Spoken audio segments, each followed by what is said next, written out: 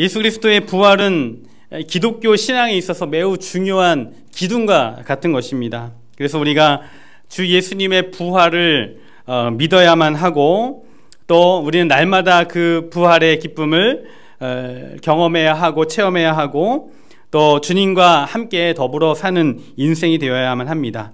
그래서 오늘 삶으로 경험되어야 할 부활이라는 제목으로 하나님 말씀을 나누려고 합니다.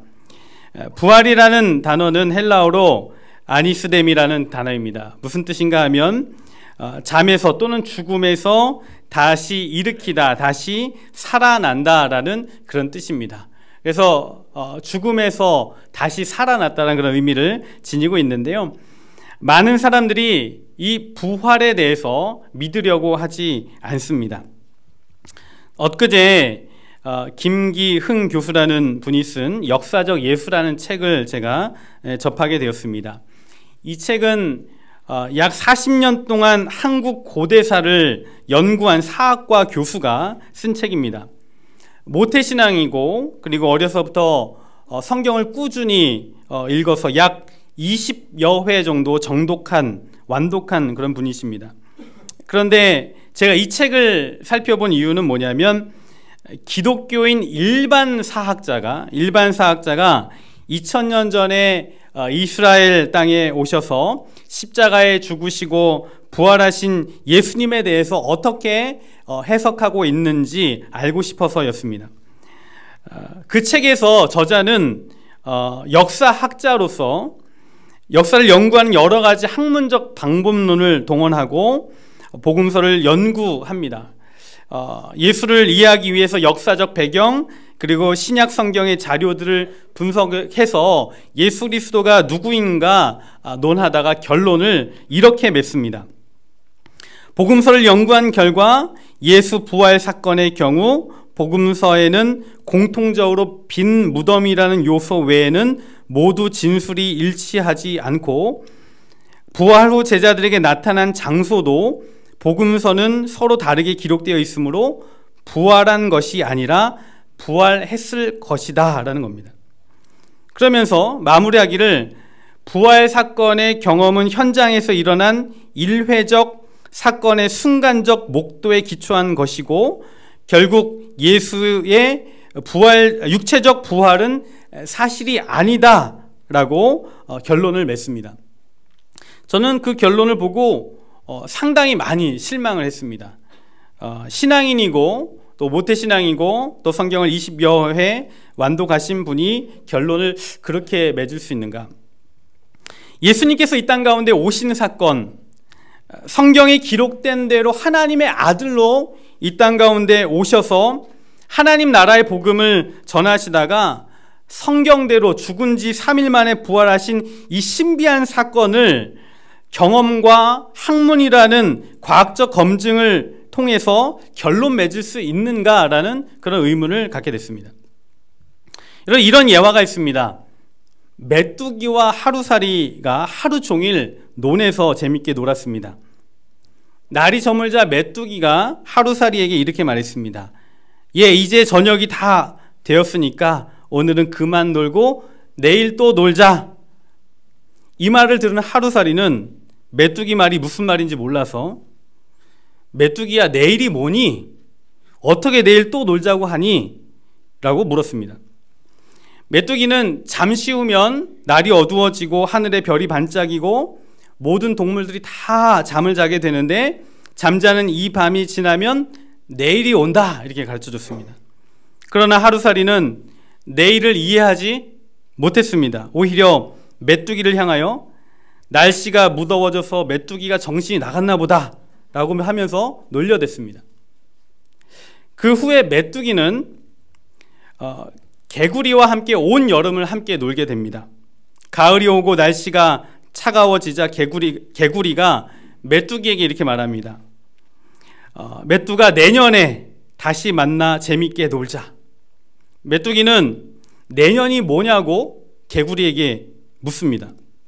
개구리는 흰눈이 천지를 뒤덮고 얼음이 얼고 몹시 추워서 모든 개구리가 땅속에 들어가서 오래오래 겨울잠을 자다가 나면 다시 따뜻한 봄이 오는데 그때가 내년이다라고 일러주었습니다.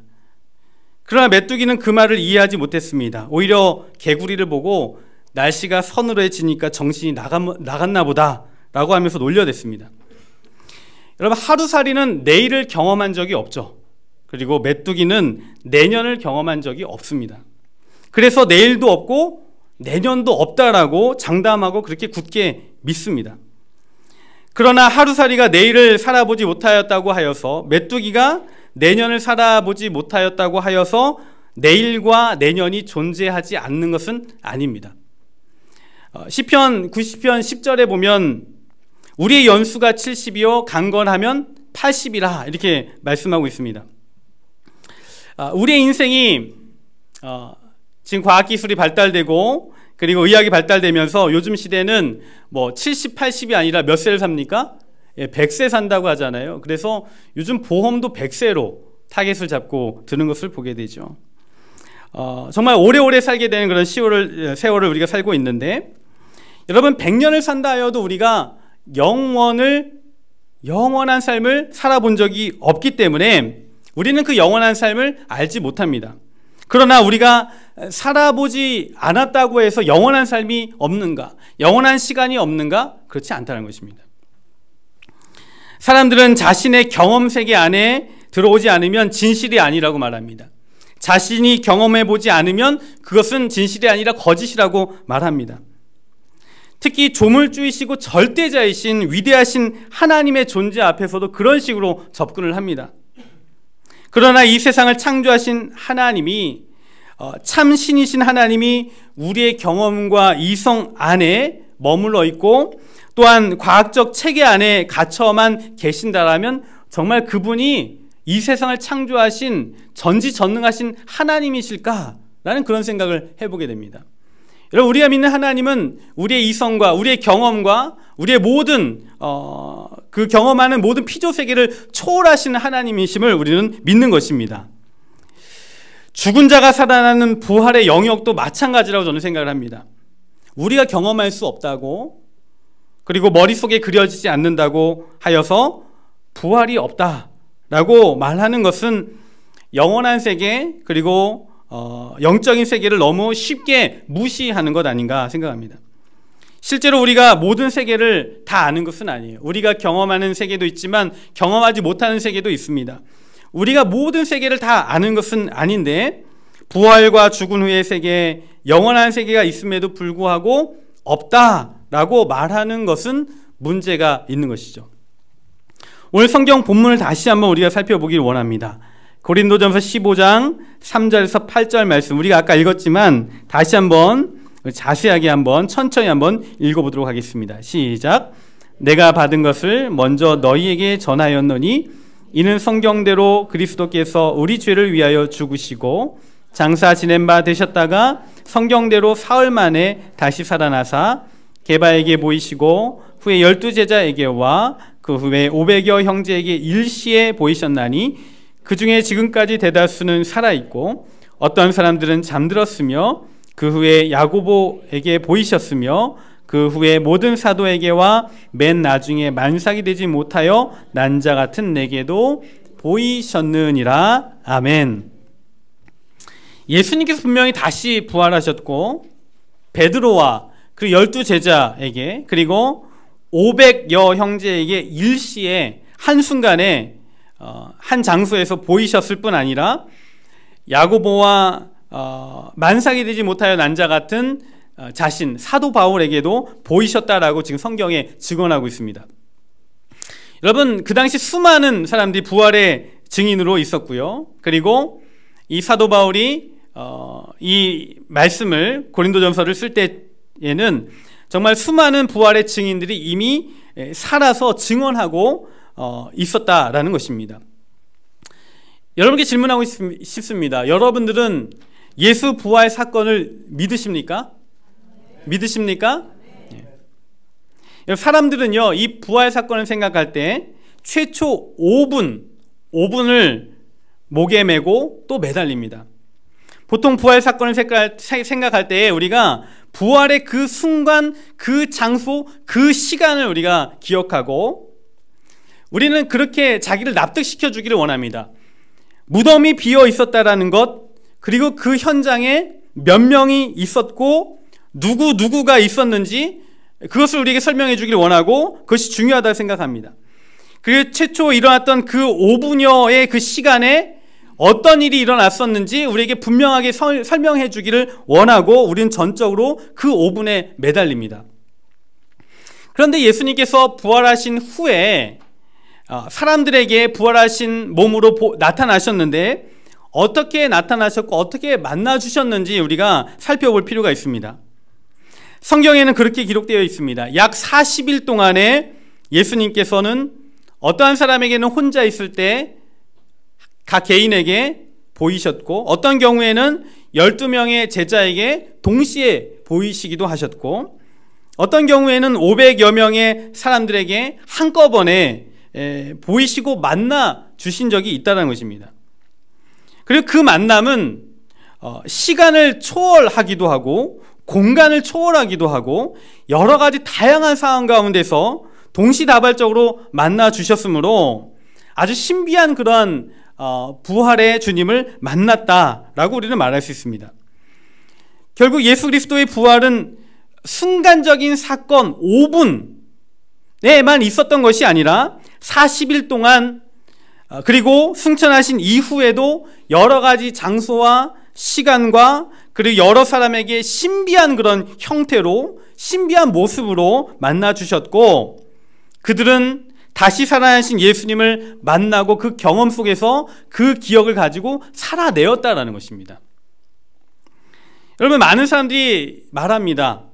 내가 예수 부활의 그 현장, 그 무덤의 현장에 있지 않았기 때문에 내가 보지 않았기 때문에 믿지 못한다라고 그렇게 말을 합니다. 여러분들이 만약 예수님의 그 부활하신 그 현장을 직접 보았다라면 확실하게 내가 믿는다라고 말할 수 있습니까? 한번 생각해 볼 필요가 있습니다.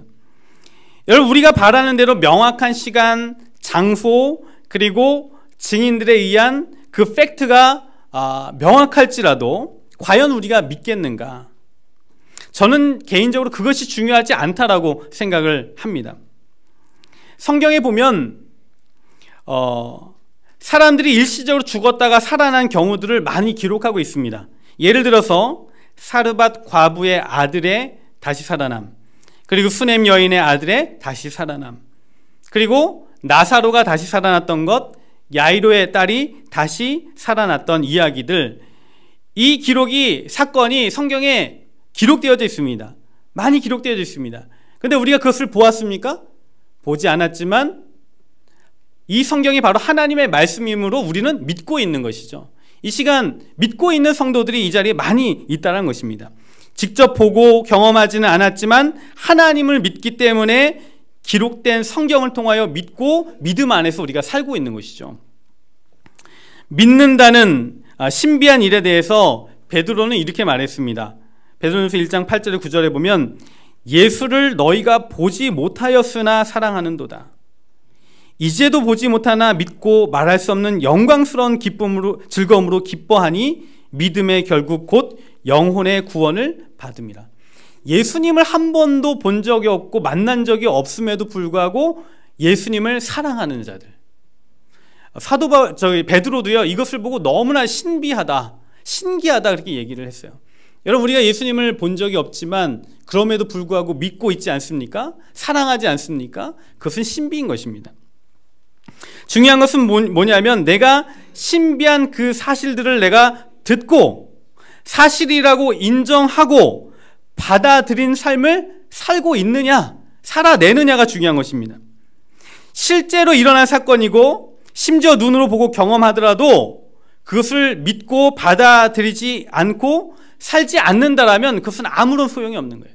실제로 일어난 사건일지라도 그것을 보았을지라도 그것을 가지고 살아내지 않으면 아무런 소용이 없는 것입니다. 여러분 제가 전에 설교 시간에도 한번 말씀드린 바가 있어요. 우리 교회 성도님 중에 남편이 백병원에서 사망 진단을 받고 시신 처치실에 들어갔다가 살아났다는 이야기를 해드린 적이 있습니다. 죽은 상태에서 천국을 보고 깨어났고 그분이 그리고 한 달여 더 사시면서 자신의 지난 과오를 날마다 울면서 회개하고, 또 만나는 사람들마다 천국이 있으니 예수를 믿으라고, 꼭 예수 믿고 구원 얻으셔야 된다라고 말씀하시다가 한 달여 살다가 돌아가셨다라는 이야기를 제가 말씀드린 적이 있습니다. 중요한 것은 뭐냐면 그 죽었다 살아난 분의 부인은 그 남편을 보고 예수를 믿게 되어서 열심히 신앙 안에서 살았고, 그리고 지금은 중병에 걸려서 또 육신적 어려움을 겪고 있지만 죽음 앞에 초연한 자세로 지금 살아가고 있습니다. 그런데 그 자녀들 중에 일부는요, 아버지의 다시 살아남을 보고도 어느 정도 교회를 나갔으나 수년이 지난 후에는 지금 신앙생활을 하지 않고 있다는 것입니다. 저는 그 사실을 보면서 우리 주위에 진짜 죽었다 살아나는 일이 있다 하더라도 그것을 보고 믿고 받아들이고 또 의미 있는 삶을 계속 살아내지 않는다라면 아무 소용이 없다라는 것이에요. 여러분, 세상이 두 쪽이 나고 하나님의 아주 신비한 그 음성을 직접 듣는 아주 신비한 일이 있다 하더라도 우리가 그것을 신비한 일들을 온전히 받아들이고 살아내지 않는다라면 아무런 소용이 없는 것입니다. 한편으로 부활의 순간 빈 무덤의 장소, 그 현장에 있었던 증인이 몇 명이고 그들의 알리바이가 얼마나 명확하고 최초 5분여의 시간이 모든 것이 잘 설명된다 하더라도 그것보다 더 중요한 것은 부활하신 예수님을 삶의 현장에서 만났던 사람들의 증언을 우리가 받아들이고, 그리고 그것을 우리도 그렇게 경험하며 사느냐, 그것이 중요하다는 것입니다. 오늘 말씀을 보면 예수님은 성경대로, 즉 예언대로 죽은 지 3일 만에 부활하셨고 12 제자와 베드로와 그리고 500여 형제에게 또 야고보와 사도 바울에게 나타나셨다. 이것은 뭐냐면 각각 시간은 다르지만, 장소는 다르지만 각자의 다른 삶의 자리와 모습과 상황 속에서 실제로 부활하신 주님이 나타나셔서 그들을 만나주셨고, 그들은 그 만남의 사건을 통하여 인생을 살아내고 주님 앞에 갔다는 사실입니다. 여러분, 예수님의 제자 도마는 자기 동료 제자들이 예수님을 보았다고 증언할 때에 믿습니까? 믿지 못합니까?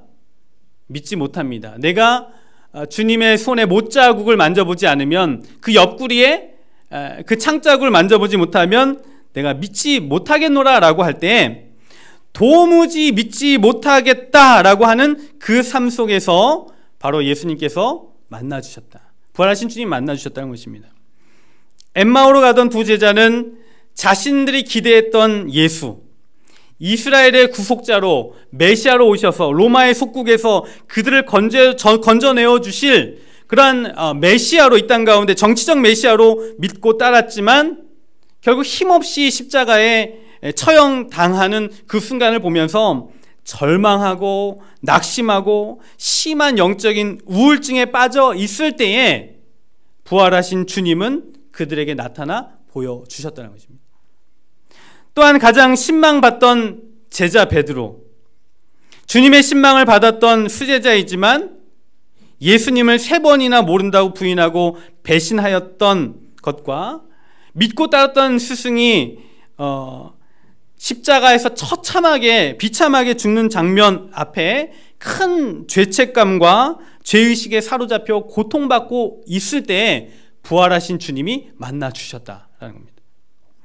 심지어는 기독교는 유대교에 있어서 이단이라고 말하면서 열성적으로 믿는 사람을 잡아 죽이고 처형하는 유대교의 열성분자였던 바울에게 부활하신 주님은 다메섹으로 가는 그 길 위에서 만나주셨다라는 것입니다. 여러분들은 어떠한 삶의 모습과 현장 속에서 다시 사신 주님을 만나고 계십니까? 이것이 중요합니다. 우리의 시간, 우리의 장소, 우리의 삶의 자리에서 부활하신 주님을 지금 만나고 그 만남 속에 지금 살아가고 있느냐가 중요하다는 것입니다. 부활하신 예수님께서 제자들에게 그들의 삶의 자리, 삶의 현장 속에서 때로는 시간을 초월하고 공간을 초월하고 이성과 경험을 초월하는 형태로 만나 주셨던 것을 우리가 볼 때에 우리가 들은 바 예수님의 부활 사건을 인정하고 받아들이고 믿고 삶의 현장에서 부활하신 주님과의 신비로운 만남을 우리가 이어가며 그 부활의 의미를 되새기며 살아가는 것, 이것이 신앙인에 있어서 매우 중요한 요소라는 것입니다. 오늘 우리는 부활주의를 맞고 있습니다. 예수님께서 우리를 위하여 십자가에 죽으시고 죽은 지 3일 만에 부활하신 그 부활주의를 우리가 맞고 있습니다. 오늘 말씀을 정리해 봅니다. 여러분들은 예수님의 부활을 인정하고 또 받아들이고 그리고 믿으십니까? 그렇다면 예수님의 부활을 믿고 받아들인 자의 삶은 어떠해야 할까요?